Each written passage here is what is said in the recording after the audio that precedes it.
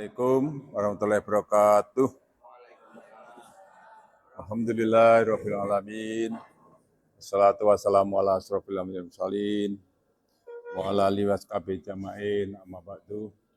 Yang kehormati Bapak Rektor, Bapak Dr. Samsuri.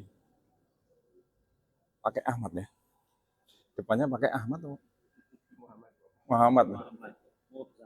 Bapak Profesor Dr. Ali Imron, AM, lupa singkatannya. Al-Ma'ruf. Prof. Ali Imron ini atau bawah bareng ya. Angkatan 84 masuk ya jadi dosen. Bapak-bapak wakil rektor, Bapak Ibu dosen, adik-adik mahasiswa, anak-anak atau malah cucu-cucu ya. Alhamdulillah adik-adik bisa masuk universitas yang hebat ini. Ini saya baru lihat dari depan, lagi putar-putar, wah jadi ini ya. Ada apa itu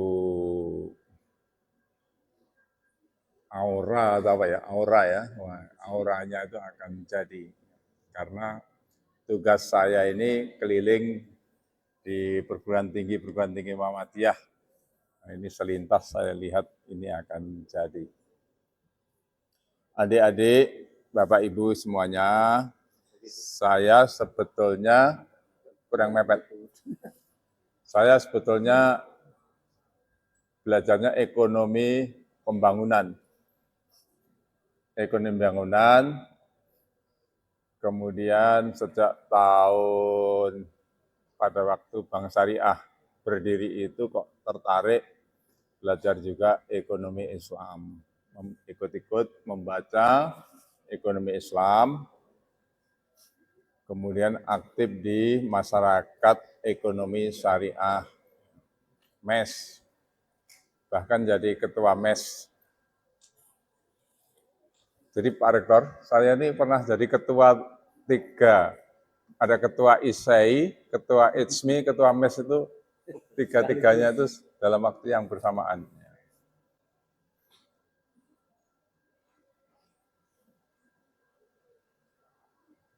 Sekarang saya tiap Senin menulis kolom di ekonomi syariah di namanya langit7.com. Jadi adik-adik kalau mau membaca atau belajar isu-isu ekonomi syariah bisa membuka bukan.com ding, langit7 ID. Langit7 ID. Sebetulnya ekonomi Islam itu apa? Dan seberapa penting ekonomi Islam? Ekonomi Islam itu penting sekali. Di dalam Quran itu selalu beriringan ya. Sholat, zakat, dunia, akhirat. Doa kita kan hasanah, fi dunia hasanah, akhirat hasanah. Sejahtera di dunia dan sejahtera di akhirat. Jadi apa itu ekonomi itu memang menyita kegiatan kita minimal 8 jam. Minimal itu ya. Tapi ada yang sampai kerja 12 jam. Ada yang kerja 14 jam. Ada yang kerja 16 jam. Jadi nggak pernah tidur.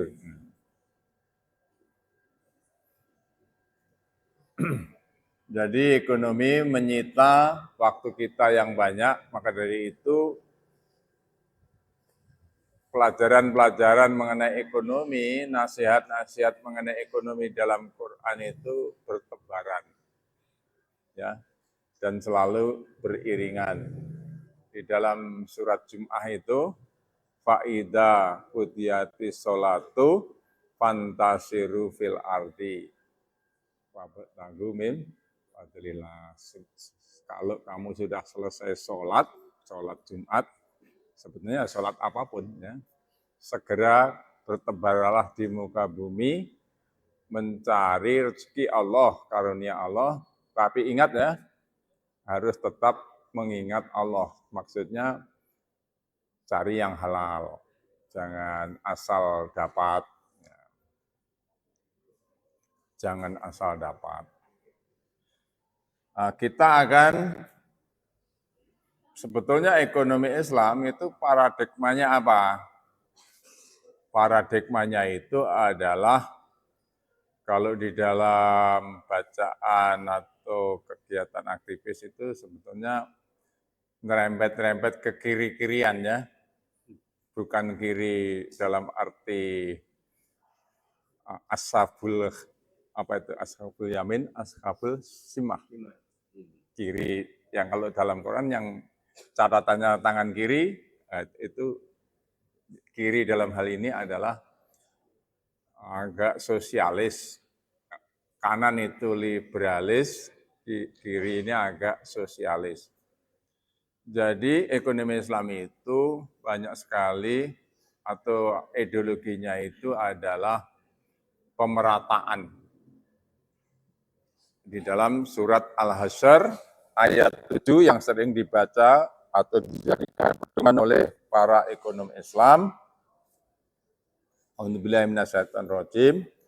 Ma'afa'allahu ala rasulihi min ahlil qura walillahi wali rasuli walidil qurba wal yatama wal masakin wabni sabil kaila yakuna dzulatam bainal agniya'i minkum wa ma atakumur rasulu fakhuduhu wa manahakum anhu fantahu wattaqullaha innallaha syadidul iqab.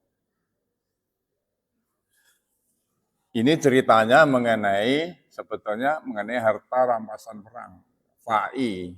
Ya.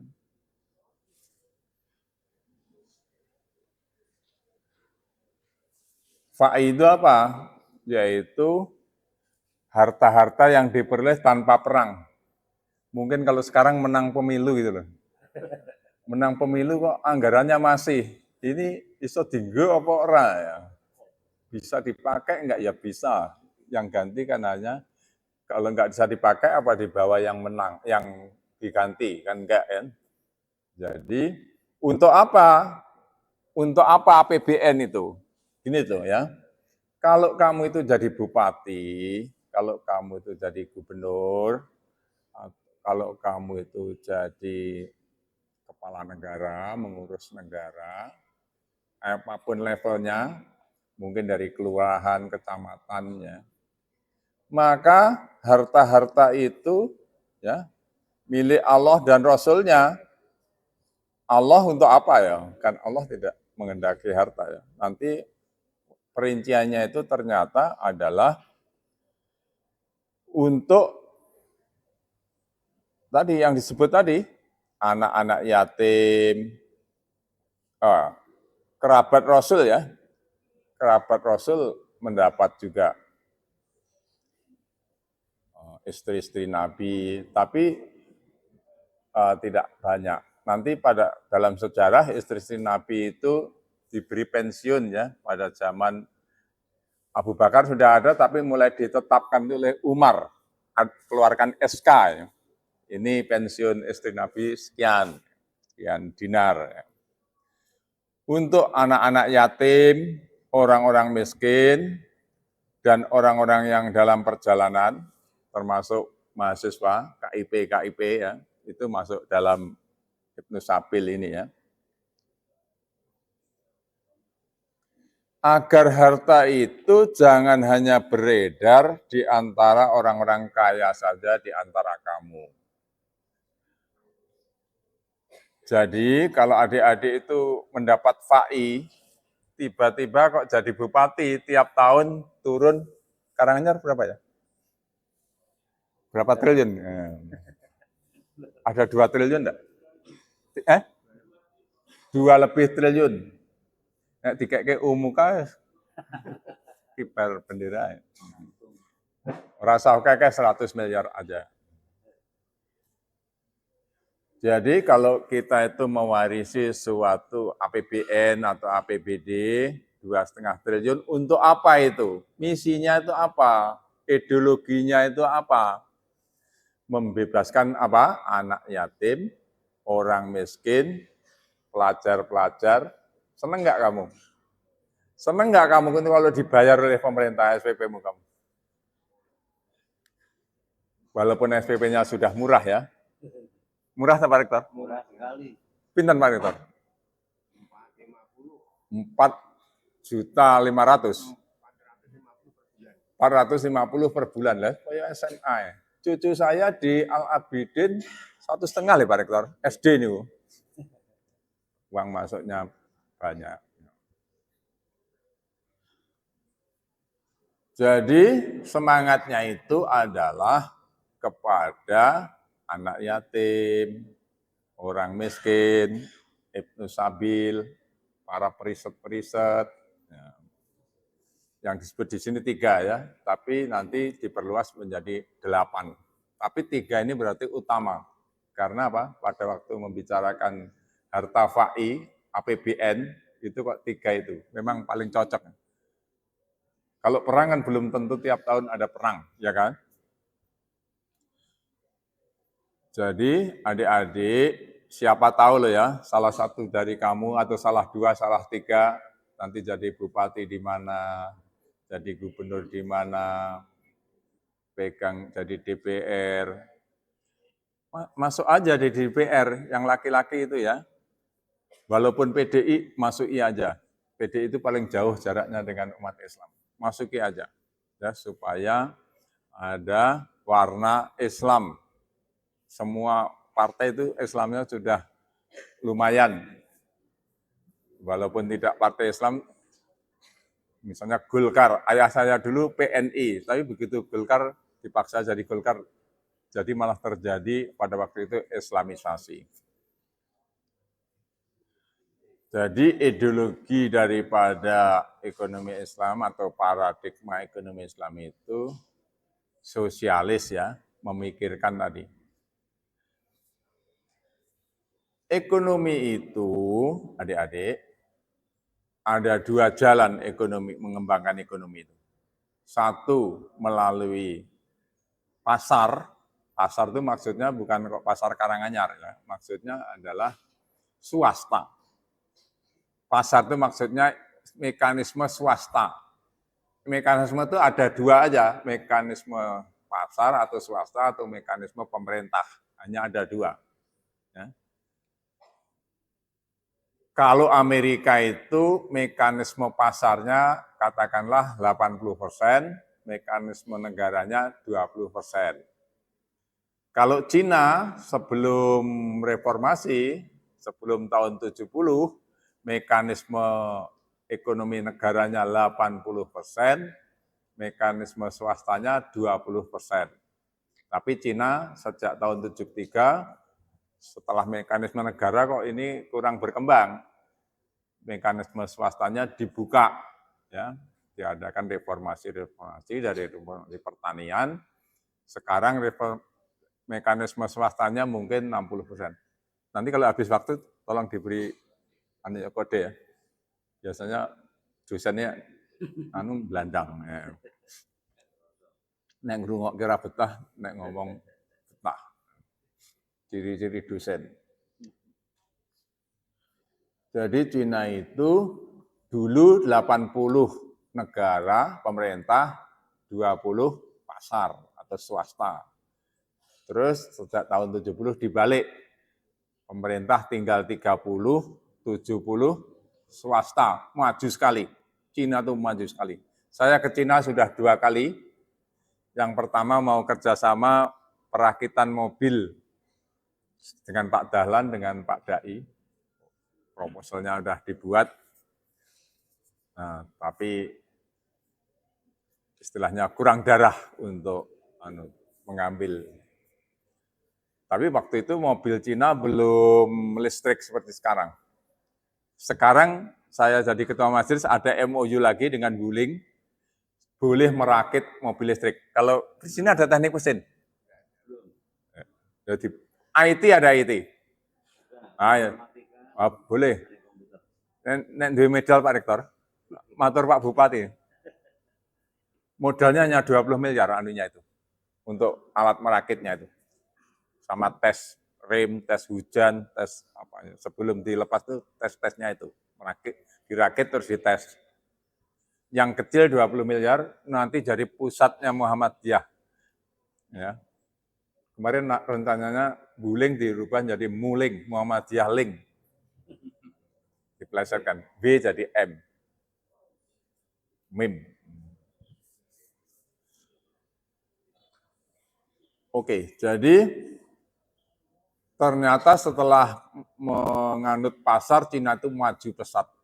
Mobil di dunia ini yang sekarang, dulu kan yang akan merajai mobil listrik namanya Tesla. Cina bisa membuat seharga kurang dari separuh.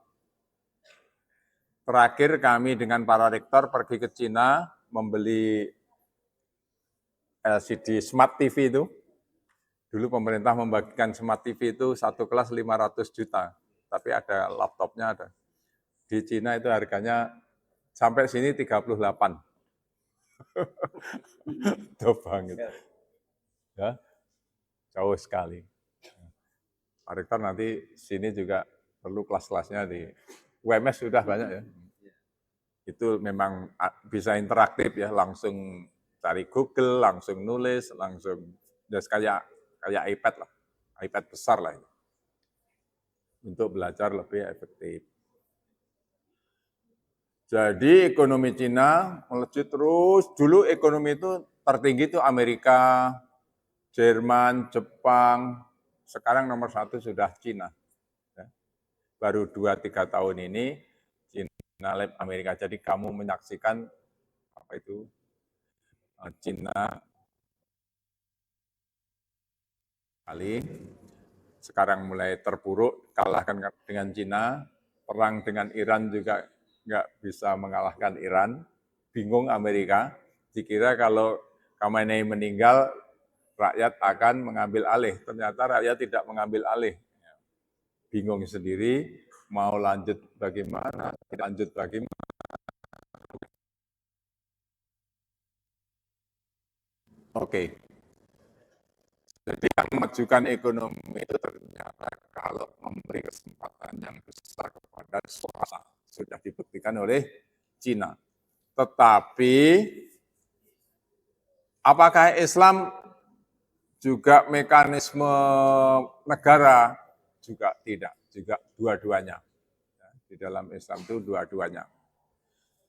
Nabi pernah diminta pada waktu harga-harga mahal, ya Nabi, turunkanlah harga, supaya membuat SK. Nabi kan kepala negara, tolong buat SK menurunkan harga. Nabi tidak mau, harga hak Allah. Seperti ini tadi, fa'i juga hak Allah, ya. Tapi hak Allah itu artinya apa? Hukum alam. Kalau orang sekuler namanya hukum alam. Kalau kita hukum Tuhan. Ya. Alam ini seimbang, ya. Apa itu dalam surat Ar-Rahman itu, ya kan? As-samsi wal qamari bi husban. Dalam ada jalurnya, ada hitung-hitungannya. Terus wassama'a rafa'aha wa wado'al mizan.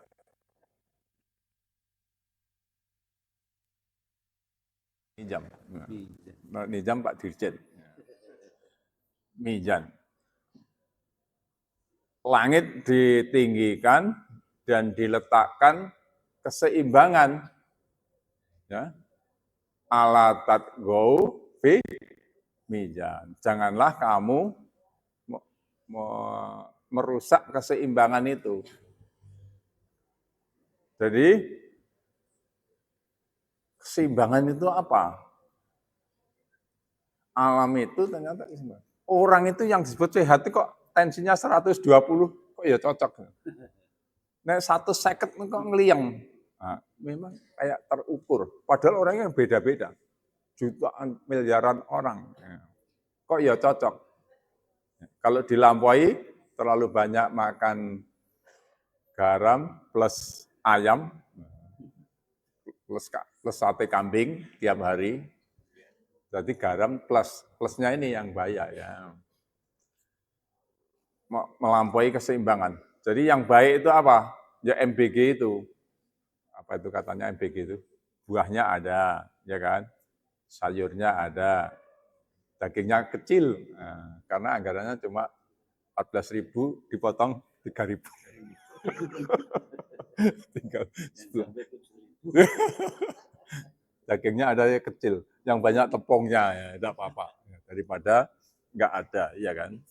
Ini cuma guyon ya, bukan mengkritik Muhammadiyah sendiri. Saya masuk Kornas MBG sudah 155 Pak Rektor. Kalau kita mau buat silahkan. Milik UMUKA untuk nambah-nambah. Boleh adik-adik juga dapat MBG tapi bayar ya. Nyetak untuk yang SMA sekian, SD sekian, nyetak untuk adik-adik sekian. Yang dari luar Karanganyar berapa ini?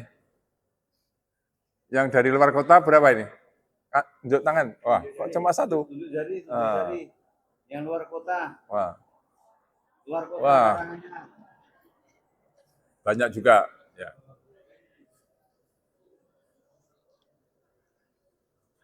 Oke adik-adik.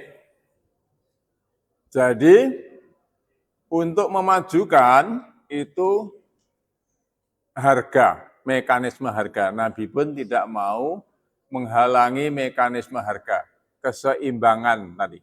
Ya, tidak. Karena itu apa? Harga mahal itu sebetulnya suatu bentuk keseimbangan alam.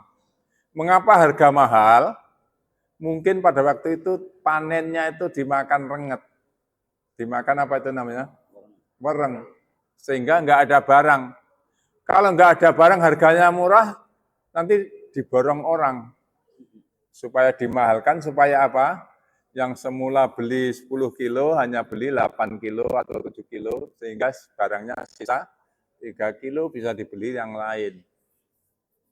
Ya.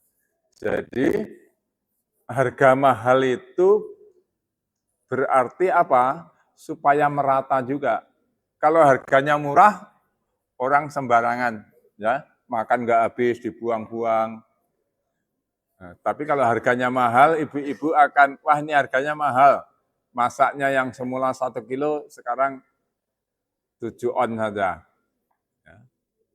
Karena harganya mahal. Dengan demikian, barangnya akan menjadi cukup. Ya, jadi, alat tatgo fi nizam. Janganlah kamu merusak keseimbangan itu. Biarkanlah apa adanya. Biarkanlah berjalan alami. Ya. Kalau tensimu 120 itu ya dijaga, jangan makan kambing tiap hari, ya boleh tiap Jumat. Tiap Jumat kambing, Sabtu sapi, Minggu ayam ya podo wae. Ya, jadi keseimbangan itu sangat penting dan itulah yang diambil yang belajar ilmu ekonomi dari semester 1 sampai lulus keseimbangan ada ya, keseimbangan namanya equilibrium. Jadi ekonomi itu baru masuk equilibrium, nanti semester 8 mau keluar juga equilibrium lagi. Pelajarannya hanya itu aja. Dibulak-balik mengenai keseimbangan. Ya. Dan itu Quran juga membicarakan mengenai keseimbangan itu. Keseimbangan alam, keseimbangan dalam diri kita, keseimbangan dalam jual beli, dalam ekonomi. Ya, karena itu adalah hal yang baik, mensejahterakan. Kalau ekonominya itu seperti negara kita ini dikuasai oleh segelintir orang, ya cocok dengan ayat tadi ya. supaya harta itu tidak hanya di segelintir orang, namanya yang disebut oligarki. Setiap presiden mau pemilu mesti membicarakan oligarki. Nanti kalau sudah menang dia kembali lagi mendekati oligarki. Oligarki itu adalah sejumlah orang-orang kaya yang menguasai bisnis-bisnis besar, yang bisnisnya itu melayani tingkat negara. Misalnya, mie instan, itu Indofood. Walaupun itu soto Solo ada, soto Aceh ada, soto Madura ada, tapi semuanya Indofood rasa soto Solo, Indofood rasa soto Aceh, Indofood rasa soto Madura, tapi semuanya Indofood. Jadi penguasaannya itu 95%. Jadi jualan yang menikmati melayani orang 280 juta. Umuka ini loh, mahasiswanya 1.600 senangnya udah luar biasa. Ini melayani 280 juta sendirian, satu perusahaan. Yang makan mie dari 280 juta itu berapa ya? Ada nggak yang belum pernah makan mie Indomie? Ya walaupun sebulan, kalau mahasiswa lebih sering ya. Kalau saya paling sebulan sekali. Prof. Ali Imron berapa kali?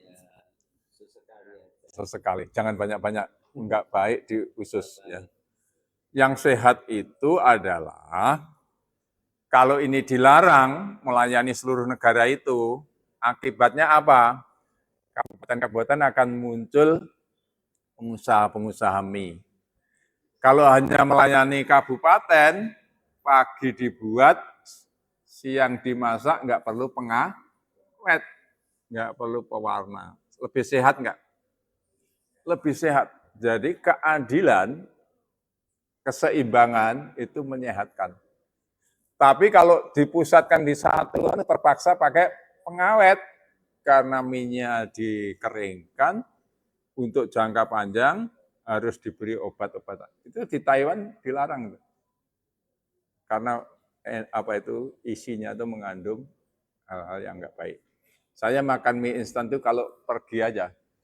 Pergi, aduh kepepet, ya udah makan mie instan.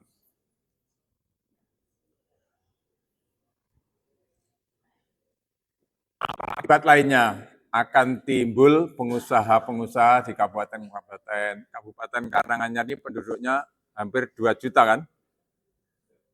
Mungkin kalau satu pengusaha mie melayani 50.000, kan tidak 50.000 itu makan semua kan, kecamatan, yang makan mie kan gantian, ya kan? Akan muncul 40 pengusaha mie, orang kaya baru. Seluruh kabupaten se-Indonesia berapa? 550 kali 40. Berapa itu? 20.000 pengusaha baru. Pegawainya berapa? Ini baru satu komoditi ya, hanya baru mie aja. Itu akan muncul pengusaha-pengusaha di kabupaten-kabupaten, di kecamatan yang banyak. Mestinya FBG itu juga sekali-sekali ada masak mie, tapi harus mie lokal. Harus lokal. Ini MBG katanya ayam-ayamnya dilayani dari yang besar ya. Kalau itu kurang bermakna, harus menggerakkan ekonomi lokal. Menunya jangan dari pusat, menunya dari Pak Bupati yang tahu kondisi lokal. Ikan, kalau Karanganyar ya ikan lah, karena ikannya sangat sehat, airnya dari Tawangmangu. Akan muncul kesempatan berusaha. Tapi kalau itu kembali lagi kepada yang disebut dalam Al-Hasyr ayat 7, segelintir orang yang menikmati oligarki, udah habis. Oligarki menghubungi ketua MBG, menunya ini. Syaratnya bisa mensuplai harus punya peternakan sekian. Udah tersingkir. Dulu ada pengusaha kayu itu ada syarat eco mining. Itu sebenarnya stempel aja. Yang bisa cari stempel itu biayanya mahal, harus sampai Jakarta. Pengusaha yang kecil mati semua. Tukang-tukang yang biasa membuat mebel hilang semua. Persyaratan-persyaratan yang bisa diakses hanya oleh yang besar. Ya. syaratnya ini, syaratnya ini. Harus ada susu packing ya itu. Nah, udah gampang kalian nebak. Susu packing siapa yang bisa memaking susu? Dari luar negeri lagi. Jadi persyaratan-persyaratan itu begitu. Jadi adik-adik kita secara ideologi itu tidak match, tidak cocok dengan sistem ekonomi yang oligarkis ya. Nah, tapi tadi saya sampaikan bahwa swasta kayak Cina akan memajukan swasta yang bagaimana? Swasta yang banyak. Yang tadinya itu hanya Indofood, dipecah tiap kabupaten ada pengusaha. Yang disonggok oleh bareng-bareng. Ekonomi yang disangga oleh pengusaha, jutaan pengusaha. Adik-adik juga harus senang menjadi pengusaha. Jangan bercita-cita jadi pegawai. Kalau anak-anak muda Amerika ditanya, kamu ingin jadi apa? Ingin jadi pengusaha. Kalau terpaksa, okelah saya bekerja pada orang. Kalau kita ditanya, kamu ingin jadi apa? Ingin jadi pegawai ini, pegawai ini. Karena pegawai kan kelihatan pakai sepatu, gitu, tapi nggak punya uang sebetulnya. Lebih baik pengusaha, celana pendek, kemana-mana celana pendek, tapi ATM-nya jangan tanya, ya, isinya. Ya. Jadi, adik-adik harus semangat dari pengusaha. Karena apa? Negara kita ini menjadi kurang adil karena kaum pribumi itu dulu terbuai oleh sekolah Belanda dengan iming-iming akan menjadi pegawai. Padahal Belanda di sini sendiri itu bukan pemerintah waktu itu. Belanda pada kesini namanya VOC, perusahaan. Jadi Belanda yang ke sini itu semula perusahaan. Perusahaan yang mempunyai satpam, satpamnya itu dikasih bedil. Di sana kan orang swasta boleh punya bedil. Nah untuk berdili, orang-orang kita yang tidak mau menjual kepada Belanda. Atau kerajaan-kerajaan diadu segala macam ya. Terus lama-lama, apa itu VOC itu ditetapkan ada gubernurnya. Tapi semula yang ke sini ini perusahaan. Udah habis waktunya? Berapa menit? Ya, nah 10 menit adik-adik. Saya simpulkan, jadi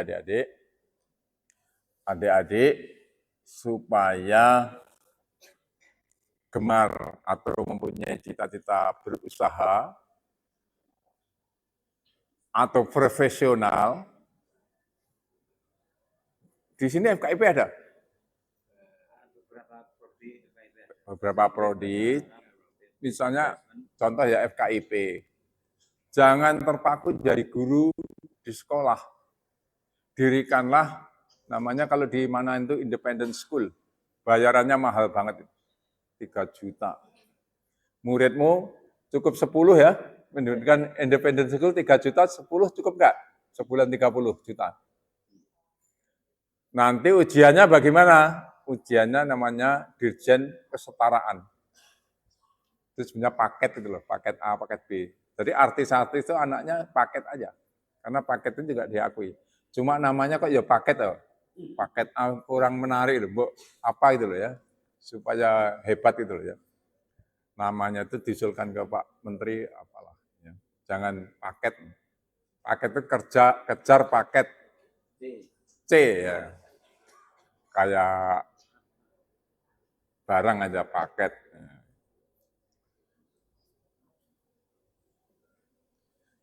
Kalau perawat, dirikanlah yang independen. Perawat luka, perawat ini, atau home care, ya, adik-adik mendatangi. Orang itu kalau sakit satu, serumah dirawat di rumah sakit, jenguk semua itu, ya, capek. Lebih baik perawatnya yang datang, namanya home care. Ya. Nanti ke depan home care itu akan banyak. Ternyata sekolah-sekolah di rumah juga hebat-hebat. Tapi ya kalau punya rumah diberi plang yang bagus lah. Depannya itu dirubah-rubah sedikit, independent study, ya. Beri matematikanya yang kuat, bahasa Inggris, jangan lupa agama. 3 ini aja. Bahasa Inggris sudah anak kelihatan apa itu bahasanya itu casistus. Mata kuliah lainnya agak dikurangi, ya. Karena 3 ini yang menjadi sorotan dan memang sumber kemajuan. Sebetulnya ilmu itu enggak banyak. Waktu saya kecil, mata pelajaran itu hanya membaca, berhitung, setelah sejarah itu setelah kelas 4, 1 sampai 3 itu membaca berhitung aja, 2 aja. Tiap hari itu ketemu matematika. Baru kelas 4 ada sejarah, kelas 5 ada ilmu hayat atau biologi, kelas 6 baru ada fisika atau apa ya. Tapi kalau matematika tiap hari ada. Sejak kelas 1 sampai kelas 6 tiap hari ada. Jadi matematika ini perlu diperkuat. Dunia Islam ini juga sangat lemah matematikanya, kecuali Iran. Matematika itu penting banget adik-adik. Itu tembakan dari Iran melewati Irak, Yordania, baru ke Israel. Kok bisa? Kok iso? Dan Israelnya itu juga tidak sembarangan loh ya. Kantor Netanyahu itu bisa digoleki, bisa dicari itu. Dengan apa itu? Dengan matematika, dihitung. Ketinggiannya sekian, kecepatannya sekian, berarti menghadapnya sekian, jret, sampai ya. Memang dipandu juga dengan IT ya, ada sensor kamera. Tapi dihitung juga apa itu lengkungannya ini. Karena kalau dia nembak ke Irak ke temannya sendiri, atau ke Yordan juga ke temannya sendiri. Ya. Jadi matematika sangat penting. Saya ilmu ekonomi, nanti kalau adik-adik itu ngambil doktor, udah matematika semua itu. Ya. Pundal-pundal itu. Padahal saya dulu IPA. IPA saya itu. Matematika ekonominya waktu ngambil dokter itu kepundal-pundal. Anak saya, Mas Boim, juga ngambil dokter di Inggris, ekonomi juga. Dia tanya saya, Pak ngerti rumus iki lah? Waduh, angel banget, orang ngerti ya. Profesormu teko profesorku ya ora ngerti. Jadi wong telu ora ngerti kabeh. Terus kesimpulannya piye? Diloncati wae langsung kesimpulannya. Jadi sampai lulus nggak ngerti itu isinya jadi opo. Tapi ya udah dipajang aja, dipajang. Dan profesornya juga mengizinkan, ya udah kita lompati aja. Karena apa? Saking sulitnya. Yang ahli-ahli itu ternyata orang Cina, orang-orang Israel, termasuk orang-orang Iran, ya. Orang Amerika sudah mulai nggak mau matematik. Orang-orang Barat sudah senang berhura-hura, ya. Jadi matematika sangat penting adik-adik itu diperkuat, terutama yang fakultas-fakultas ekonomi, FKIP, teknik lebih-lebih lagi ya. Adik-adik itu sudah 1 jam lebih yang bisa saya sampaikan. Mudah-mudahan adik-adik juga semangat menyelesaikan kuliah di UMUK yang hebat ini ya. Billahi taufiq wal hidayah. Wassalamualaikum warahmatullahi wabarakatuh.